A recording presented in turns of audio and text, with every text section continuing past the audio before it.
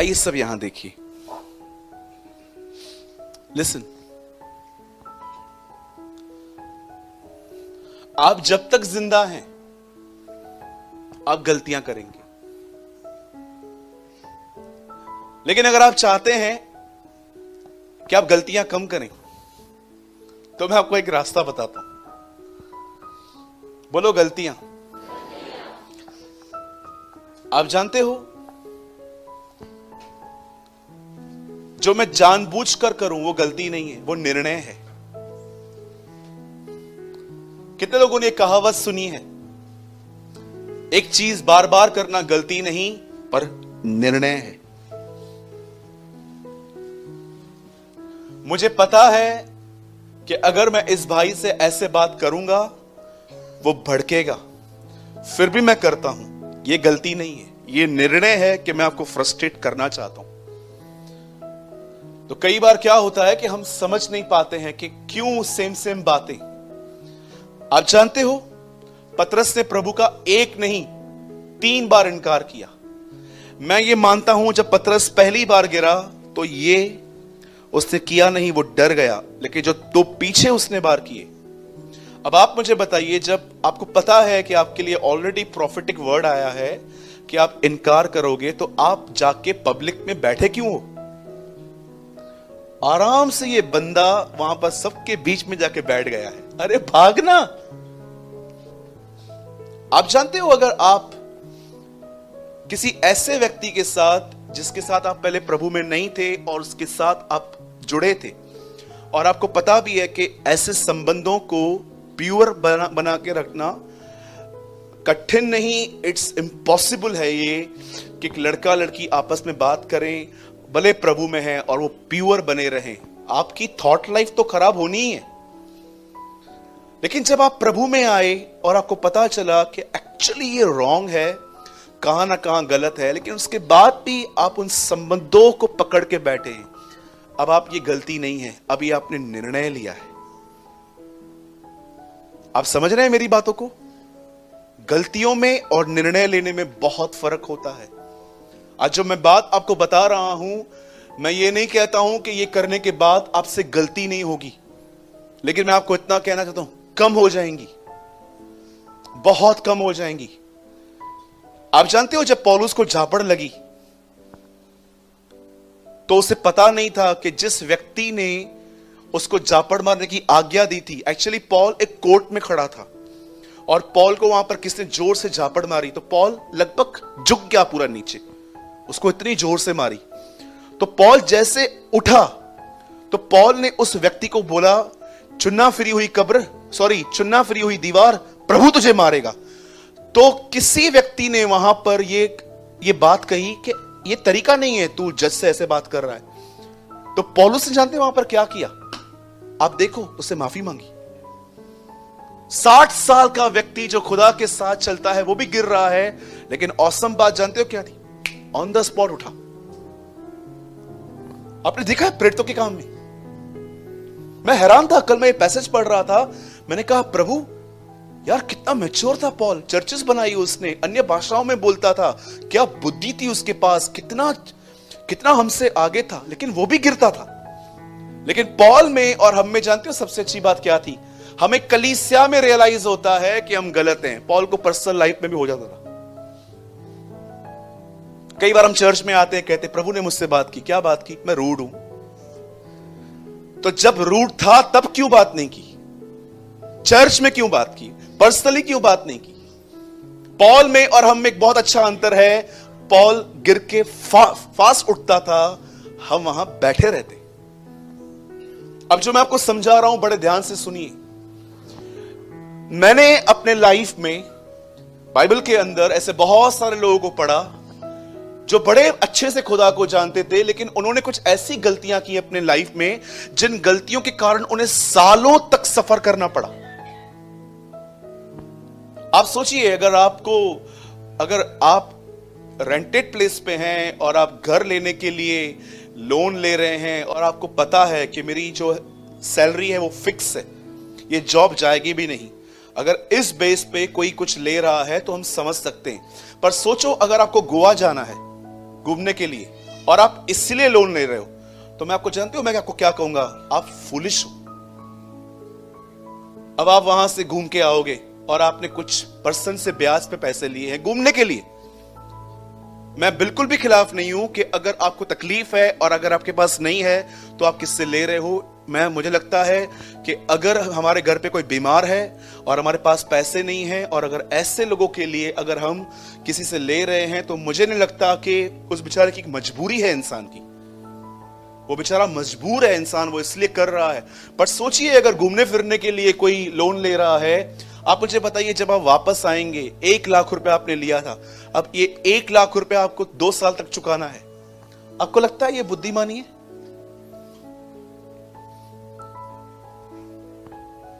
आप जानते हो कुछ गलतियां ऐसी होती हैं जो हमारे लाइफ में बहुत लंबे समय तक उनका इफेक्ट चलता है। इब्राहिम के साथ यही हुआ। इब्राहिम ने सारा के कहने पर एक औरत से बच्चा उत्पन्न किया। आप जानते रहेंगे बाइबल मुकद्दस कहती है सारा बांझ थी। बाइबल ये नहीं कहती है कि इब्राहिम में स्ट्रेंथ नहीं थी। बाइबल बताती है इब्राहिम कैपेबल था, लेकिन सारा की जो वूम थी वो मरी हुई थी। उसके अंदर जो था एक या कुछ और कह सकते हैं कि जो प्रोड्यूस नहीं होता था। ऐसा लिखा गया है सारा की मरी हुई गर्भ को देखकर। बाइबल बताती है जब इब्राहिम ने सारा के कहने पे अपने गर्भ पे बैठी हुई एक आया को उसके साथ रिलेशन रखा और वहां से एक बेटा पैदा हुआ जिसका नाम था इश्माइल। और आप जानते हैं आगे चल के इश्माइल और इसहाक की आपस में नहीं जम रही थी। इश्माइल जानते हो क्या करता था? मैं आपको बताता हूं। वो इसहाक को देख के ऐसे, मौकर लिखा है इंग्लिश में, मौकर, मजाक उड़ाने वाला। और जब जिस दिन सारा ने उसको देखा कि ये बच्चा ऐसे करता है, तो अब इसी बहन ने उसे कहा निकाल इनको, और इब्राहिम ने उनकी बात नहीं मान ली। पहली गलती। दूसरी गलती ये थोड़ी पहले है, मैं पीछे बता रहा हूं। आप सभी जानते हैं कि इब्राहिम ने अपनी जिंदगी बचाने के लिए अपनी वाइफ को किसी और को देना ठीक समझा था। जब वो तुझसे कहें कि तू कौन है तो मत बताना मैं तेरी बीवी हूं, नहीं तो मुझे मार देंगे, तुझे रख लेंगे। तू एक काम करना, तू कहना मैं तेरी बहन, मैं इसकी बहन हूं। फिर क्या होगा, मैं जिंदा रहूंगा और तू स्पॉइल हो जाएगी। That's it. इब्राहिम ने अपने गलतियों में, अपने जीवन में ऐसी गलतियां की। और जानते हो जब परमेश्वर ने देखा एक गलती, दूसरी गलती, तीसरी गलती, गलतियों पे गलतियां कर रहा था ये व्यक्ति, तब परमेश्वर एक दिन उस पर प्रकट हुए और प्रभु ने उसे एक बात कही जो मुझे लगता है ये बात आज हमें भी लेनी चाहिए। तब परमेश्वर उसे आकर कहता है, इब्राहिम मैं तेरा वही खुदा हूं जो तुझ पे प्रकट हुआ था। मेरी उपस्थिति में चल और सिद्ध होता जा। आइए मैं आपके सामने वर्ड कोट कर देता हूं। ब्रदर एक वर्ड लगाइए। अभी आप बाइबल मत खोलिए, मैं इसके बाद जो वचन शुरू करूंगा हम वो पढ़ेंगे। मैं चाहता हूं आप ये वर्ड है ना हम कन्फेस करें और हम इसे यहां से ले जाएं। उत्पत्ति 17 का 1 वचन।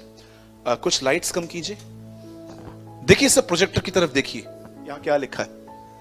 जब इब्राहिम 99 वर्ष का हो गया तब यहोवा ने उसको दर्शन देकर कहा, मैं सर्वशक्तिमान परमेश्वर हूं, मेरी उपस्थिति में चल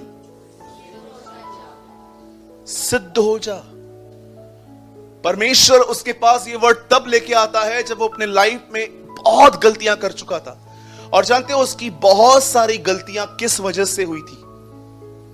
वो इसीलिए हुई क्योंकि उसने अपने जीवन में परमेश्वर से ज्यादा अपनी समझ के अनुसार निर्णय लेना और लोगों की सुन के निर्णय लेना। आप जानते हो ये डिसीवफुल है। मैं कई बार लोगों को कहता हूं, मैं आपको जब मुझसे सलाह लेने के लिए आते हैं ना, मैं उनको बोलता हूं मैं सलाह देता हूं लेकिन मेरा फाइनल वर्ड नहीं है। मेरी सलाह को लो, खुदा के सामने जाओ, भाई प्रेमानी ऐसे बोल रहे हैं, प्रभु फाइनल वर्ड तो आपका है। और अगर आपको पीस फील हो रहा है आगे बढ़ो, अदरवाइज ब्रदर थ्रो इट, चाहे वो किसी की भी है। कोई भी व्यक्ति आपके लाइफ में डिसाइड नहीं करना चाहिए कि आप क्या करोगे। आप किसी से सलाह लो, डिसीजन आपका होना चाहिए। आप समझ रहे हैं? इवन मैं आपको भी कहना चाहता हूं, अगर आपने लोगों को निर्णय देना स्टार्ट किए ना, तो मैं आपको बताना चाहता हूं आप खुदा से दूर हो जाओगे। क्योंकि परमेश्वर कहेगा मैं बैठा हूं और तू मेरे सिंहासन पे क्यों बैठा है। मैंने कई लोगों को देखा है डायरेक्ट निर्णय देते, इधर नौकरी कर, इधर रिश्ता कर, इधर ये कर, इधर वो कर। अरे आप और मैं कौन है? अब क्या हम इतने सिद्ध हो गए हैं कि अब हम दूसरों के जीवन को डायरेक्टली डायरेक्शन दे सके? मैं आप में से हर एक को कहना चाहता हूं, लोगों को उनकी मंजिल तक पहुंचाना बंद कर दें। मात्र उन्हें एक गाइड की तरह, कभी कभी कुछ दुकानें बहुत अंदर होती हैं तो बाहर एरो लगा हुआ रहता है, जेरोक्स की दुकान इस तरफ, वो आपको छोड़ते नहीं है, वो आपको मात्र दिखाते हैं कि इस तरफ जाओ आपको दुकान मिल जाएगी। कभी भी किसी को सब कुछ मत बताओ। याद रखिए, लोग बड़े स्वार्थी हैं इन दिनों में। सक्सेस हुए तो आएंगे वापस, फेल हुए तो जरूर आएंगे। अगर वो सक्सेस हुए तो शायद न भी आए, लेकिन फेल हुए तो आपके पास जरूर आएंगे और आके कहेंगे आपने कहा था, आपने कहा था। भाई आपके साथ ऐसा हुआ है बहुत बार, बहुत जापड़े लगी है। अब मैंने बोलना ही बंद कर दिया है। अब मैं लोगों को कहता हूं भाई ये मेरी सलाह है, ऐसा कर सकते हो तो, लेकिन करना मत। पहले प्रभु के पास जाना और उससे पूछना, प्रभु ऐसा सुना है मैंने, क्या ये ठीक है? मेरी उपस्थिति में चल, मुझे उपस्थित जान के मैं तेरे साथ हूं और मुझसे जानकर काम कर। परमेश्वर की उपस्थिति में रहने का मतलब बाल खड़े होना नहीं है। आजकल एक नई टीचिंग आई है, स्ट्रेन टीचिंग। ब्रदर आपको खुदा ने छुआ, क्या सबूत है इसका? बाल खड़े हो गए। हाँ,